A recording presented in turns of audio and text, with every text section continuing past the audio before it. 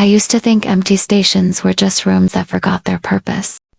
Then midnight came with a low, deliberate note from the far end of platform 12, and the note knew my name.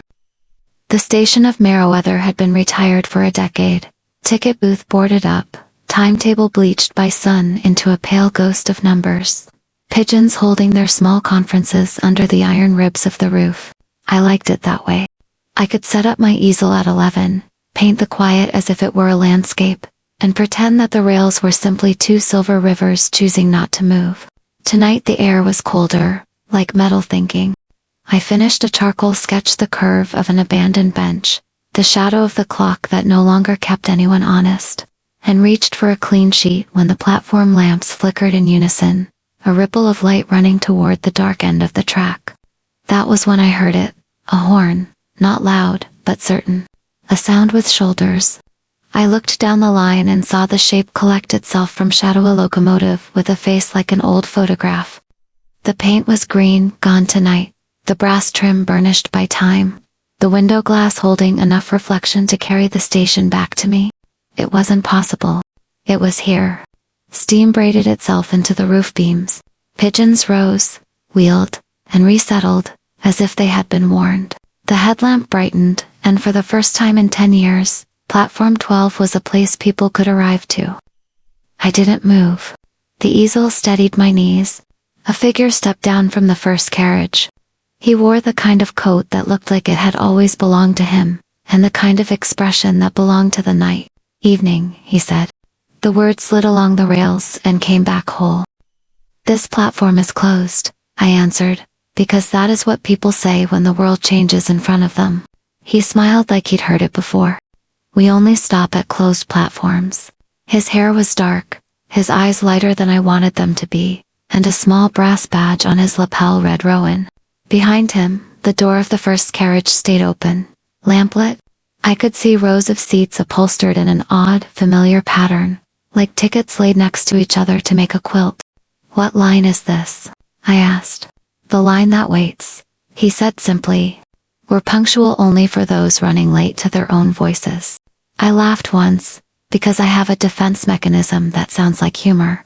Terrible branding, best we could do with the budget. He glanced at my sketchbook.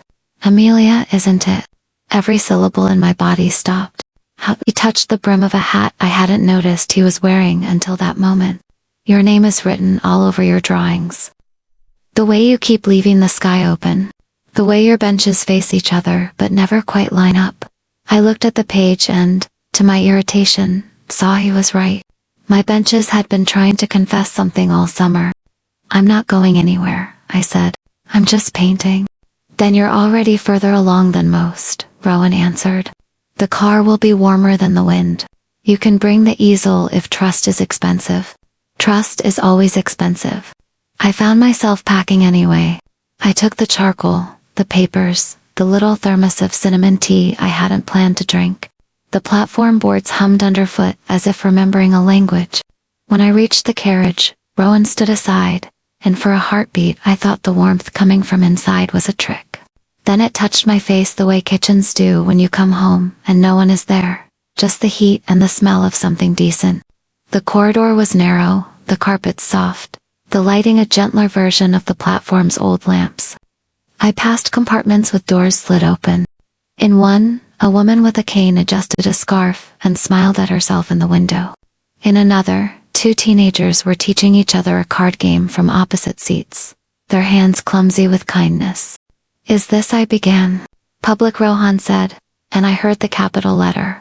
Public and not. We collect those who have words left unsaid but lungs willing to try. So it's a therapy train. It's a timetable, he said. Different kind of time. He led me down to a compartment near the middle. The left window seat was empty. On the wooden frame below the glass, someone had carved letters not fresh, not old. The kind of carving that happens when patience and a pocket knife share a long afternoon. I traced the grooves with one finger. Amelia, I snatched my hand back as if the wood had burned me.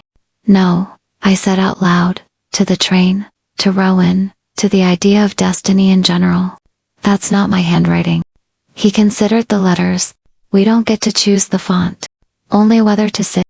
This is absurd. I was aware that I had not left. I was also aware of the sound the train was making in idling. Patient heartbeat that felt less like machinery and more like punctuation, waiting for a sentence to complete itself. Where does it go? Two places where people can say what they mean and still be welcome after, Rowan answered. Then, softer, it also goes around. We circle through cities until the air is right. I sat because my legs were tired of pretending. The cushion gave the way good listening does without judgment, with structure. Rowan remained in the doorway, neither entering nor retreating. Why me? I asked. He shrugged. Because you keep showing up to a platform that doesn't promise you anything, and still you make something of it. The train likes persistence. What does it want from me? Only what you'd like to give back. Which is? He looked pleased, as if I had asked the question trains hope for. We'll find out. The whistle sounded a smaller, inside version of the first note and the motion of moving began from stillness so slowly that my eyes had to inform my bones. The station slid by. The clock with no hour, the pigeon conferences breaking up, the ghosts of timetables. Then the night gathered us, and the rails became a thought the earth was having in our direction. Rowan took the opposite seat. Rules, he said, counting on his fingers. 1. You can step off whenever the doors open. We don't keep what isn't ready. 2. You may speak to other passengers if invited, but you cannot speak for them. 3. Anything you tell the window counts. The window. He nodded to the glass. It held my face and, beyond it, a town I knew too well. Some truths are easier when you can see yourself being brave. I looked out. Meriwether at midnight. 3 streetlights. A bakery that pretended not to bake after 10. A stray dog who owned the corner by the post office. What if I don't have anything to say? Then you can listen, he said. Listening is travel. The train slowed for the first time at a siding not far from the river. A young man in a leather jacket stood on the gravel, his body betraying the calculus of leaving versus staying. When the doors breathed open, he stepped in, saw me, saw Rowan, and took the next compartment without words. As the doors hissed shut, I heard the soft click of a guitar case. Where did you come from? I asked. Rowan tilted his head. Here, elsewhere. There's a yard where we rest between circuits. But mostly, we come from the need that called us. And you, I gestured to his badge, his belong-to-him coat. You're the driver. I keep the time, he said. The engine is older than jobs. It listens to deciding. We rode through the outer neighborhoods, where porches hold their breath and televisions blew the walls. Every so often the car shivered, the way a person does when a thought finds its wording. I touched the carved letters again, Amelia, and felt less owned by them than accompanied. I didn't speak to the window that night. I kept the words like coins in a pocket, counted and warm. But as the train looped back toward Meriwether, the whistle lowered once more, and Rowan stood. We'll call again, he said. You stop at closed platforms. And at the ones that open when no one expects them. He paused in the doorway. For what it's worth, your seat doesn't mean you're late. It just means you're invited. He stepped into the corridor, the door slid, and I was alone with the sound of rails deciding to be kind. When we pulled into platform 12, the station lights met us like old friends who had not learned how to scold. I stepped off with my easel, my thermos, my unwilling hope. The horn gave one small private salute, thank you. See you? Keep going in. Then the headlamp dimmed to a thought. Steam dissolved into ordinary cold. By the time I reached the end of the platform, the train had become a darker part of the dark. Meriwether returned to being retired. But the boards under my feet remembered a rhythm, and so did I. At home, I spread the sketches on my kitchen table and noticed the benches I had drawn all summer finally aligning.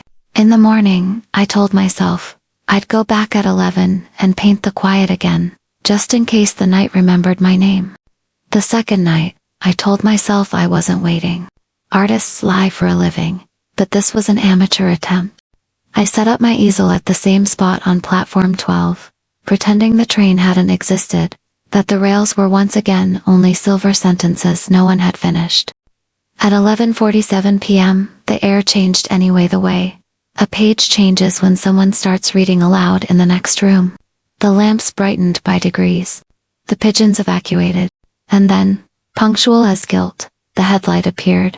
I didn't even hesitate this time. The easel stayed behind. I carried only my sketchbook and thermos. Rowan was already waiting at the carriage door, one hand on the rail, as if time were his instrument and he was tuning it. Back so soon? He asked. I forgot to give the night its receipt, I said, because sarcasm was safer than sincerity. He gestured toward the same compartment. Your receipt kept its reservation. The wood still bore my name, Amelia's, though it had been polished by thought instead of touch. I sat, more willingly, less certain. Through the glass I could see the reflection of the platform shrinking as we started to move. The station looked like it was exhaling after holding its breath all day. The passengers. Across from me sat a woman with silver hair braided like rope, a suitcase between her knees. She smiled when I caught her eye, the way people smile in church. Quiet acknowledgement that we are all guessing at the same mystery. First time? She asked. Second, I said. Unless time loops count differently here. She chuckled. They don't count at all here. That's why we get things done. Her voice carried a soft accent, mountain, maybe Swiss, and something in it was worn smooth by use. She offered her hand. Claudine, Amelia. She nodded at my sketchbook. Draw me something I used to be. I hesitated. Used to be. My hands remember flowers, she said, but my eyes don't trust color anymore. Maybe yours will. So I drew her hands first. The tendons like quiet rivers, the fingers lightly trembling as if still holding soil. Then I drew a flower I did not know, petals curling back as if listening. When I showed her, she exhaled. That's Edelweiss, she said. I forgot its shape. Her eyes shone, not wet but bright. Thank you. Rohan passed by, checking the lamps. He paused. You found our apology calf, he said. Every car turns into one eventually. What's that? I asked. A space where people forgive themselves without permission. Claudine laughed softly. That's my stop then. When the train slowed a few minutes later, she arose, pressed the sketch back into my hand, and whispered, keep it. Proof that color comes back when you lend it. She stepped onto a platform that glowed faintly blue, a place without a sign. As the doors closed, I thought I heard music that used to be her hands, windows and confessions. After she was gone, Rowan sat in her place. Outside, the night was stitched with city light highways like arteries, traffic like pulse. Inside, silence had a texture I could draw. You did well, he said. I did nothing. She did the remembering. That's usually the hard part. He rested his elbows on his knees. When people forgive themselves here, the train gets lighter. Not by weight, by sound. The rails sing a different note. I listened. The hum beneath our feet had changed. Higher, almost playful. You mean that's literal? Everything is literal when you stay long enough, he said. I looked to the window. It reflected half my face and half the city outside. Do people ever stay forever? He shook his head. The train waits. No one is supposed to outwait it. I wanted to ask who waited for him, if anyone did, but the words felt like touching a wound without being invited. So I asked something safer. What does the window do with what we say? It keeps nothing, he said. Glass is honest that way. It only teaches light to change direction. The answer sounded like forgiveness for photographers and painters alike. Departure within arrival. By the time we looped back, toward Merryweather, dawn was warming the edges of the sky. Rowan stood to signal the engine with a pull of a small chain near the door, an old-fashioned gesture that looked like faith. I keep thinking it's a dream, I admitted. Then you're doing it right, he said. Dreams are where people practice believing again. The train eased to a stop. My seat light dimmed, as if to say, good work for tonight. Rowan smiled, the kind that makes you want to draw lines just to follow them. See you when the clock forgets again. 12:03, I asked. He tapped his watch. It's always 12:03 somewhere. When I stepped onto the platform, the easel was still there where I'd left it, untouched, like an object time had walked around out of respect. In the distance, the whistle faded, not vanishing, just resting its voice. I opened my sketchbook. The drawing of Claudine's hands was no longer charcoal gray. The flower had colored itself, petals softly white with a hint of sun behind snow. Some trains leave tracks. Some teach you how to draw your own. By the third night, I no longer pretended I wasn't waiting. Waiting had become its own kind of language: quiet verbs, patient punctuation, silence with a pulse. The train arrived at 12:03, as faithfully as a heartbeat that refused to retire. I climbed aboard with a half smile that almost counted as trust. Rowan met me near the same compartment. "Full car tonight," he said. "The train's humming in E major." "That's optimism, in case you were wondering." "Good to know," I said. "I'll take my optimism to go." He led me farther down the corridor instead. "Car 3 might need you." "Me? I'm barely qualified to hold a pencil steady." "Perfect," he said. "That's all anyone ever needs, to hold something steady while another person remembers how to breathe." The musician, Car 3, had been refitted into a small cafe, brass lights, wooden counters, faint scent of cinnamon and ocean salt. A young man sat at the corner table with a drum between his knees. He looked barely 20, with eyes that carried the same color as 2 a.m. too, awake to be safe. He kept tapping 1 2 3, pause, 1 2 3, then stopped, exhaling like the sound had betrayed him. "Leo," Rowan said gently, resting a hand on the doorframe. "This is Amelia. She draws things that want to stay." The boy nodded, shy. "Hi. Sorry if it's loud." "It's not," I said. "It's just waiting for a melody." He smiled at that, barely. "The train asked me to play something, but I keep messing up. I used to play for crowds. Now, I can't even play for the window." "What happened?" He shrugged. "I left a show mid-performance. Stage lights were too close, heartbeat too loud. People thought I quit music. He tapped the drum lightly, almost tender. "Forgot how to start." Rowan set 2 cups of tea down and gave me a nod before quietly stepping away, leaving the space like a teacher who knows when silence teaches best. I sat across from Lee. The drum between us was the size of confession. "Can I draw you while you play?" I asked. "I'm not playing." "Then I'll draw you while you don't." He blinked, uncertain if that was permission or challenge. When he finally lifted his palms and let them hover above the drum, I started sketching. His hands looked made for rhythm, not rest. Every hesitation left a trace I wanted to keep. He hit the first beat, a soft heartbeat of leather and courage. Then another. Then 3, 4. The rhythm built itself like forgiveness. Not loud, but true. When he stopped, the air in the cafe was no longer anxious. It was alive. That, I whispered, was a beginning. Leo stared at his hands as if they'd spoken without asking him first. "It didn't fall apart this time." "Music never falls apart," I said. "It just waits for someone to meet it again." He smiled properly this time. "Then maybe I'll stay for the next stop." "The rule of sound," Rowan returned, adjusting the small brass lamp over our table. "Good work." The car's lighter again. "Because of him, because of both of you." He poured more tea. Every sound forgiven inside the apologetic half becomes air for the rest of the train. "So this car literally breathes. Don't all apologies," he said with that faint half smile that always sounded older than his face. We sat a while longer. Passengers came and went, leaving traces of warmth and steam. Leo packed his drum, nodded goodbye, and when he stepped off at the next nameless station, I swore I saw a faint glow follow him like sound, finding its echo. After the departure, when the train curved back toward Merriweather, I walked to the window seat, the one with my name carved below it. I placed my palm over the wood. "Maybe," I said softly to the glass, "forgiveness isn't an ending. Maybe it's just the courage to play one more note." The reflection looked back, not answering, but it didn't need to. The glass shivered once, almost like applause. Rowan's voice came from the corridor. "See? You're learning the timetable. What's next?" I asked. He leaned on the doorway.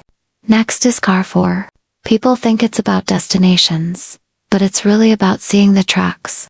He looked at me for a moment too long, the kind of look that knows you're still halfway between silence and a song. "Rest while you can, Amelia," he said. "Tomorrow, the train passes through your city." The city came to meet us like a secret that had waited too long. From the window, I saw rooftops stitched with late-night laundry lines, traffic lights blinking like tired hearts, and streets that bent as if listening. It wasn't the kind of beauty you frame. It was the kind you recognize when you've run out of excuses not to. Rowan leaned on the door of my compartment, watching the world tilt past. "We're crossing the surface of things now," he said. "Most passengers sleep through this part." "I can't," I answered. "Every window feels awake." He smiled. "Cities usually are. They just pretend better than people." Light maps. The train slowed at an overpass, the glass catching reflections of billboards. Office floors still lit. Lovers arguing outside a bakery. The world seemed to hum in the same key as the wheels. I pulled out my sketchbook, tracing the light with charcoal, the amber curve of a bridge, the rhythm of car headlights, the spiral of a Ferris wheel on the horizon. Rowan watched quietly. "You draw like you're trying to remember something that hasn't happened yet." "Maybe I am," I said. "Maybe that's what hope looks like when it's still shy." He looked at me with the softness of someone who'd seen too many people learn hope the hard way. "When the city is ready, it will give something back," he said. "Like what?" "Maybe an answer. Maybe just the courage to ask again." The passenger with no ticket. At the next station, the doors opened to a figure hesitating at the platform edge, a woman in a red coat, holding nothing but a crumpled envelope. She stepped aboard, unsure if she was supposed to, and took the seat across from me. Her hands twisted the envelope open and closed. "I didn't buy a ticket," she murmured. "You don't need one," I said. "You just have to know what you're carrying." She nodded, eyes wet but calm. "It's not a letter," she said. "It's a receipt. The last thing my mother wrote was a grocery list. I kept it because she never got to finish it. I thought if I buy what she wrote, maybe she'll come back for it." I wanted to reach across, but Rowan appeared behind her, voice gentle. "You can keep what she started by finishing it your way." She looked at him, then at me, then folded the list carefully and placed it in her coat. When she stepped off at the next quiet platform, the city lights outside our window blinked once, twice, then steadied. Rowan smiled. The city just breathed in. Constellations below us. After she left, I turned to the window again. The streets below glowed like rivers of thought. Rowan said, "Look long enough, and you'll see the constellations down there." He pointed. "That intersection, Orion's belt. That one Cassiopeia, sitting upside down." I squinted, tracing the lights as if connecting stars. "Do they always look like this?" "Only when people forgive the city for being human," he said. "It starts to show its patterns again." I laughed softly. "You talk like you built this place." He tilted his head. "Maybe I did. Or maybe I just stayed long enough to learn its rhythm." The train curved toward the skyline. For the first time, I realized we were above the ground, riding a bridge that had never been on any map. Below us, the city stretched wide, shining and imperfect like a memory finally willing to be touched. Amelia's reflection. I turned my sketchbook sideways, connecting lines from rooftops to headlights to crosswalks, until they formed a single pattern, a map of the city's pulse. When I showed Rowan, he nodded. "You've drawn a constellation." Of what? He looked out the window, then at me. "Of the living?" The answer lodged somewhere under my ribs. I wanted to ask if he ever drew his own map, if he ever got to arrive. But before I could, the train began to slow, its hum lowering like a sigh. Return to Meriwether. When I stepped out, dawn had barely started painting the world. The empty station felt less lonely this time, like it had learned how to wait kindly. The air still smelled faintly of iron and tea. The rails, silver and soft, stretched into the horizon like unfinished thoughts. Rowan stood on the platform, hands in pockets. "You're starting to see it, aren't you?" "The train doesn't take people away," I said quietly. "It brings them back." He smiled. "To themselves, mostly." The whistle sounded once, gentle and certain. I closed my sketchbook, and for the first time, the sound didn't feel like goodbye. The fifth night began with fog thick enough to erase the rails. The station lights floated like small moons, and the sound of the train arrived before the train itself, as if the air had memorized its song. Rowan waited outside the first car, coat collar turned up against the mist. "Good evening, Amelia," he said. "We may be running without a map tonight." "Comforting," I murmured. Who needs a plan when we have mystery? He smiled. Exactly the spirit the train responds to. I stepped aboard, feeling the hum through the soles of my shoes. It was slower tonight, like a heartbeat learning to rest. The lost ticket. On the seat beside mine lay a folded rectangle of faded paper. It looked old, edges soft, ink smudged, but the print was clear enough to read. Destination, passenger, blank, issued when you're ready. I turned it over. Nothing. Just the faint scent of graphite and time. Rowan appeared at my shoulder without a sound. You found one. One what? A lost ticket. They show up when someone has begun to decide what whether to arrive. I frowned. Isn't that everyone's goal here? To arrive? He shook his head. Most people only want to leave what hurt them. Very few remember to arrive somewhere gentler. He let me keep the ticket. You might need it later, he said, and walked away to check the corridor. I looked at the blank space after destination, and for the first time, my hand twitched with the impulse to write something there, but I didn't yet know what name would fit. The whispering carriage. The fog pressed close outside the window. It made the world small and merciful. The passengers spoke quietly, as if their voices might disturb the weather. A man in a gray suit leaned across the aisle. Do you know where we're headed? Not this time, I said. He nodded. Good. Maybe then I can finally stop running. He held up his own ticket, creased, nearly torn in half. The word departure was written across both halves, never meeting in the middle. I used to commute every morning, he said. One day I realized I didn't remember what my office looked like, or why I was hurrying there. What did you do? He smiled faintly. Bought a slower train. It was this one.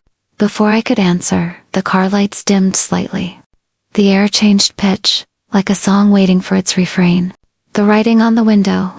I turned toward the glass. The fog outside caught the reflection of the cabin lights, and for a moment, words began to appear, condensation, tracing lines like handwriting.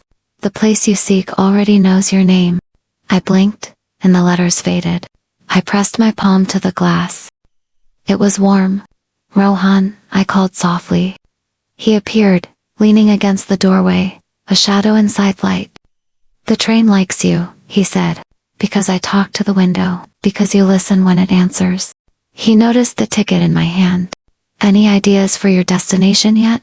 Not really, I said. But I think it's less a place, more a moment. That's usually where arrival begins, he said, when people realize they were never traveling for distance. The passenger's gift. An elderly woman stood near the exit door, holding a bouquet of paper cranes. She smiled when I approached. Trade. She offered me one small crane, wings trembling slightly. For what? I asked. Your ticket, she said. I collect the ones that still believe in somewhere. I hesitated. But mine doesn't even have a name.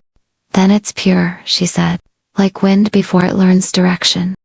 I handed it over. She tucked the ticket between the cranes and pressed one into my palm. When you unfold it, it will tell you where you're needed, she whispered. The doors opened at the next platform. She stepped into the fog and was gone. I looked down. The crane's wings were faintly marked with graphite dust. Across one wing, in almost invisible letters, someone had written, home, meaning of the word. When the train began to move again, I whispered the word out loud. Home. It didn't echo, it settled, like steam finding its warmth again. Rowan appeared once more, his voice lower now, softer. Every ticket eventually names itself, he said. You just needed to listen. I smiled, the kind of smile that comes with quiet ache and recognition. Home isn't a place, is it? He shook his head. It's the station that waits for you to say yes. Arrival, unwritten. When we reached Merryweather, the fog had thinned to lace. The rails glistened, dew collecting where the night had exhaled. I looked at the paper crane in my hand.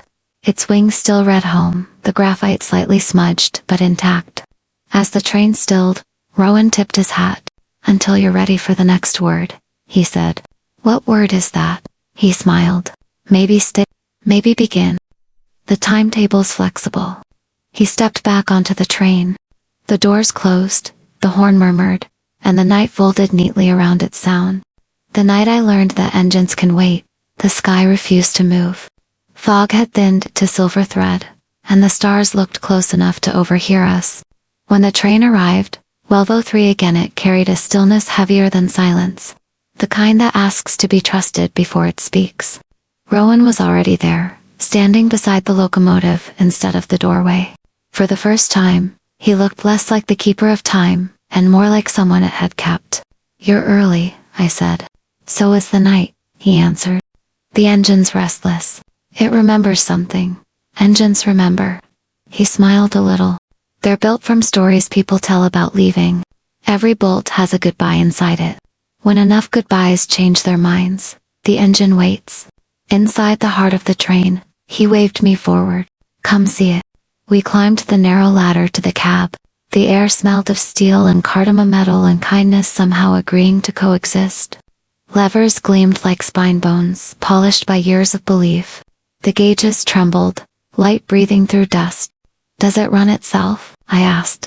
Rowan rested a hand on the brass throttle. "It listens. When passengers speak honestly, the engine knows. That's what makes it move." He turned one dial a fraction, and the entire train gave a low hum like a cello tuning to the sound of truth. "It sounds alive." "It is," he said simply. "So am I, because of it." Rowan's story. He leaned against the frame, eyes following the gentle pulse of the pressure gauge. "I wasn't supposed to stay," he said. "Years ago, I boarded like anyone else. I had a return ticket, a city to go back to, someone waiting. Then the engine slowed, and wouldn't start again. Because of you. Because of what I couldn't say." He smiled without apology. "The train doesn't punish. It just holds the world still until you learn your sentence." "What was yours?" He looked at me, and for a heartbeat the cab filled with the warmth of something unspoken. That I didn't have to keep leaving to prove I was brave. The whistle outside answered softly, as if confirming the line. The lesson of the throttle. Rowan motioned to the lever. "Would you like to try drive a memory?" I said. "Why not?" I placed my hand on the handle. The metal was warm, pulsing faintly beneath my palm. "Now listen," he whispered. I closed my eyes. Somewhere inside the engine, hundreds of small breaths aligned the rhythm of every passenger who had ever forgiven themselves. The floor vibrated gently. The fog outside parted. When I opened my eyes, the train was moving, not fast, not loud, but certain. Rowan laughed quietly. "See? You speak fluent patience. I just believed it would move." "That's all belief ever was," he said. "Waiting without fear." The promise. We rode for a while, the horizon folding and unfolding like a lung. I looked at him. "If the train ever finishes its circle, what happens to you?" He thought about it. "Then I'll step off. Maybe I'll find a city that's learned how to wait as well as this engine does. And if it never finishes," he smiled, "then I'm home already." The word home hung between us like light caught in glass. I reached out, touching the edge of his sleeve, unsure if it was thanks or recognition. The engine exhaled, a long, forgiving sound. Return. When we came back to Merryweather, dawn was only a suggestion, gray ink, diluted in sky. Rowan helped me down the ladder. The platform would felt newly awake. "Engines wait," he said, "but so can people." I nodded. "Maybe that's how we arrive." He tipped his hat, the smallest bow of understanding. The whistle sounded once, neither departure nor return, just acknowledgement. As I walked home, the echo followed me, steady and human, like a heartbeat practicing kindness. The seventh night didn't feel like a return. It felt like a beginning disguised as déjà vu. Merryweather Station glowed even before the train arrived. Someone, maybe everyone, had brought lanterns. The entire platform shimmered like a constellation that had chosen the ground instead of the sky.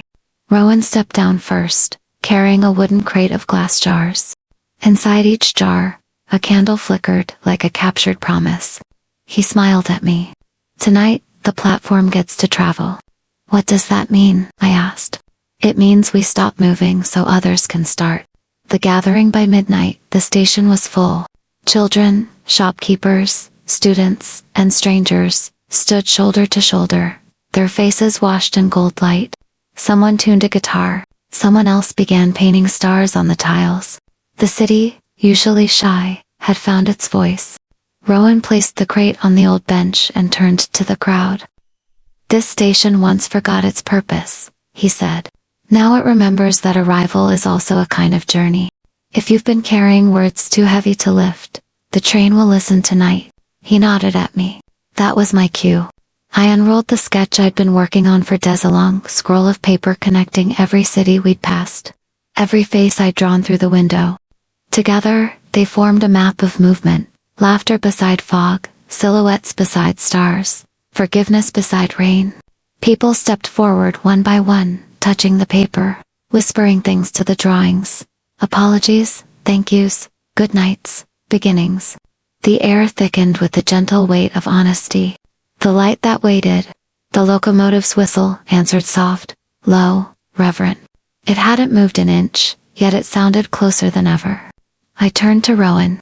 "The engine's listening." He nodded. "It always has. We're just finally loud enough." He handed me one of the jars. "This is yours." Inside, a candle flickered behind a bit of folded paper. When I opened it, I found my own handwriting. Somehow, somewhere, I had written it without knowing. "Home is the courage to stay where the light found you." I looked at him. "Did you?" He shook his head. "The train writes what it overhears." The promise kept. The fog began to lift, unveiling a sky so clear it looked painted. Children pointed upward above the roof beams.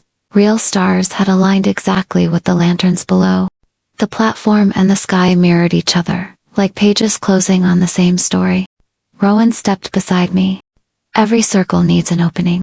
This is ours. What happens now?" He smiled. "Now, people stop running from their arrivals." He turned toward the engine. Its light dimmed, then steadied, a heartbeat finding rest. For the first time, the train looked content. Between two departures, as the crowd thinned, I stayed near the edge of the platform, sketchbook open. Rowan stood a few steps away, watching the smoke dissolve into morning. "I suppose this is goodbye," I said. He shook his head. "Trains don't say goodbye. They say next time will you be here." "If the engine waits," he said, "so will I." The wind carried the faint scent of cardamom, and rain the scent of every night we'd shared. I wanted to thank him, but gratitude felt too small. Instead, I whispered the word that had followed me from that paper crane: home. He heard it. Of course he did. He smiled like dawn had borrowed his face. The platform that stayed when the whistle finally sounded, it wasn't an ending, it was an answer. The train began to move, slow and deliberate, until fog swallowed the last car. But the light didn't leave. The jars remained, lining the edge of the platform, tiny suns refusing to go out. I sat on the bench beside them, sketching the glow until the first real sun rose. Meriwether Station, once forgotten, now pulsed quietly in time with the rails. Not a stop, not a departure, but a heart that had learned how to wait. Morning arrived like a breath the world had been saving. Meriwether Station was almost empty now, but the jars still burned along the edge of the platform. Their small flames wavered in the dawn breeze, stubborn and kind. I sat sketching the light one last time, trying to keep it honest. It's impossible, of course, to draw warmth, but sometimes lines remember the hand that felt it. Footsteps echoed from behind. Rowan's reflection appeared in the glass before his voice did. "Couldn't sleep?" he asked. "Didn't want to," I said. "The station feels different, like it's listening to itself." He nodded. "That's what arrival does, it teaches silence to speak." The sky between us, we watched the sunrise without hurry. The horizon unfolded in slow color, pale peach, silver, then the softest gold. Every hue felt earned, like forgiveness after a long sentence. Rowan leaned against the railing. "Do you know what the train does when there are no more passengers to wait for?" "No," I said. "Does it stop?" "It becomes weather," he said. "Some become fog, some become wind. The sound of the whistle, that's just memory moving through air. So, you'll be weather."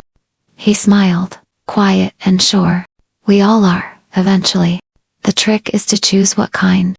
The promise of weather. I turned to him. "What kind are you choosing?" He thought for a moment, eyes following the sky. "I think I'll be rain, small, soft, inconveniently honest." I laughed. Then I'll paint you in every storm. He looked at me, something bright in his gaze. And you? What kind of weather will you be? Light, I said after a pause. Not sun, not lamp, just light. Enough to find the next step. He nodded, as if that had been the answer he'd been waiting for. Perfect pair, then. Rain and light make color. Color, I repeated, like the flower Claudine remembered. He smiled. Exactly. Farewell, without leaving. A faint sound rose from the tracks, a hum, gentle as a sigh. The train, waiting all night, stirred awake.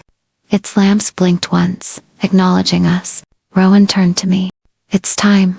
Will I see you again? If you ever find a sky that rains and glows at once, he said. That's me listening back. He pressed something into my hand, a small metal charm shaped like a key. It doesn't open anything, he said. It reminds you you've already arrived. He stepped toward the engine. The whistle gave one low note, neither sad nor happy, just whole. Then, with a slow breath, the train began to move. Fog gathered around it like applause, and within seconds it was gone. Our stars. Silence remained, gentle and complete. I looked down at the key in my palm. The metal was warm, faintly pulsing, as if it still remembered the rhythm of rails. When I turned it over, an inscription glimmered in the morning light. Thank you for waiting. The wind picked up.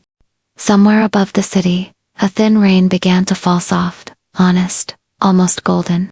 I looked up. For the briefest second, the sky shimmered with two colors, silver rain and sunlight intertwined. And I swear between them I saw the outline of a train, made entirely of light, moving without leaving. I smiled. Some journeys don't end. They just learn how to stay.